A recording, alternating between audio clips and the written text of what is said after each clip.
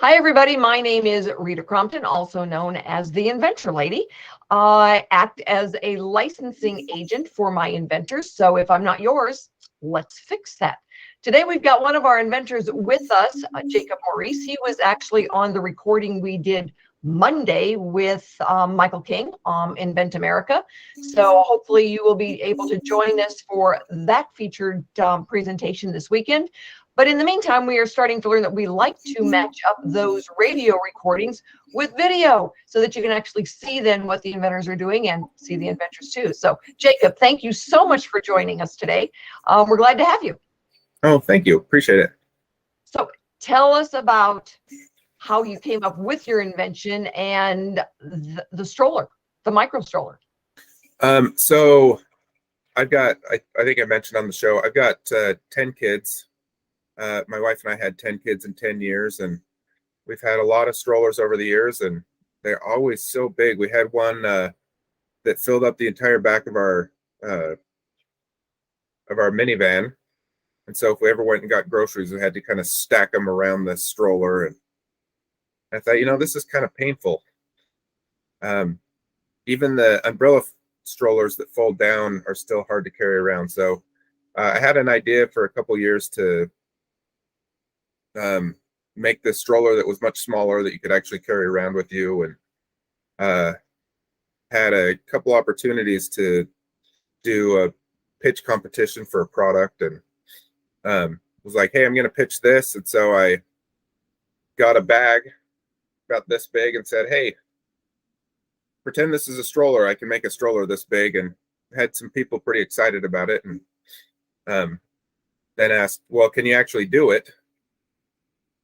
So I went and showed that I could do it and made a couple prototypes, and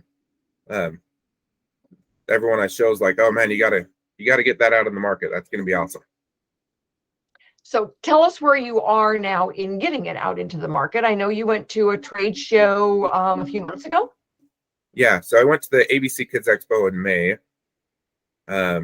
Walked around, showed a bunch of different people the stroller, had some really good responses, got a whole bunch of good contacts.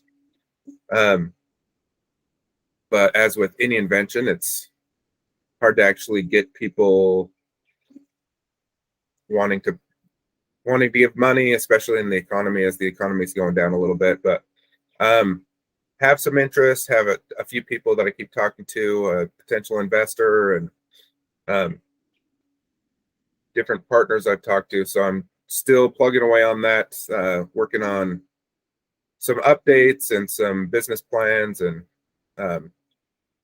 things of that nature. So hopefully it pans out here soon.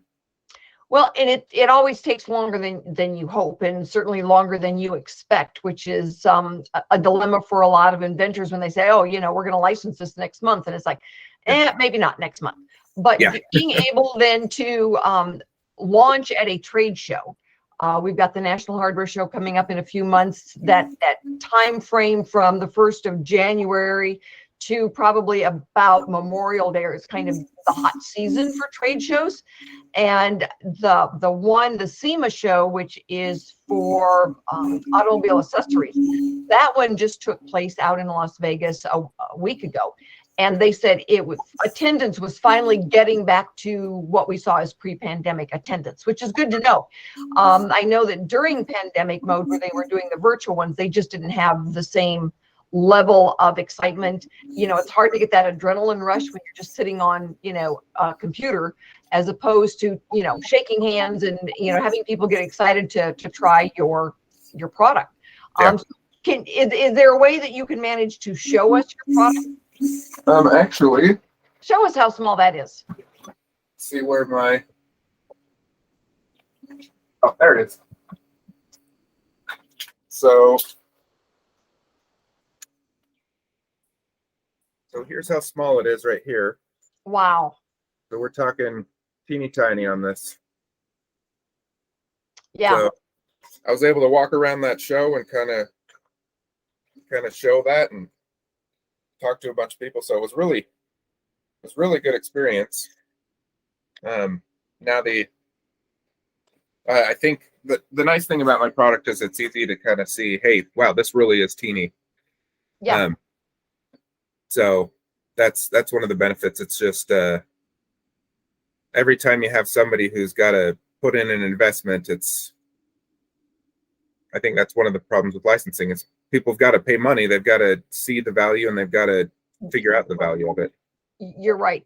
I know one of the groups that shows product at the National Hardware Show is they do the fold up carriers like yours for lots of different things. And we'd had a fold up carrier that was kind of like a hamper style bag that the bottom pulled up. So they were real excited about it. For a lot of inventors, when you think, all right, well, I'm looking for licensing and this is the group that, it would make the most sense. And a lot of times the group that makes the most sense isn't the group that you finally end up licensing to. It's somebody that wants to get into the competition at that level and they need a new product to do it. So one of the things you might look at is those manufacturers of the fold up type of carts and carriers and that kind of thing, because they may be looking then at a new area of competition, and the stroller places don't want to take on anything to compete with theirs. Yeah, exactly. So, yeah, I mean, we've looked at different, like, hey, maybe it would work really well with the diaper bag company where this thing fits in really nice, or different options. So, I contacted a lot of people and got a lot of really good responses. It's just continuing on. Yep, absolutely. And you talk to one person at a company and they say no, and then somebody calls you back 6 months later and say, oh, that guy's not here anymore and I am interested. So it is a very subjective type of business, and you just keep plugging away at it. We will post your video in all of our social media, and then we will also be posting it along with the radio show so people can be able to go see it. And if you've got a video you want it to add to that, shoot me a link so we can get it up there for you. Thank you, Jacob, so much. Hey, thank you much. Appreciate it.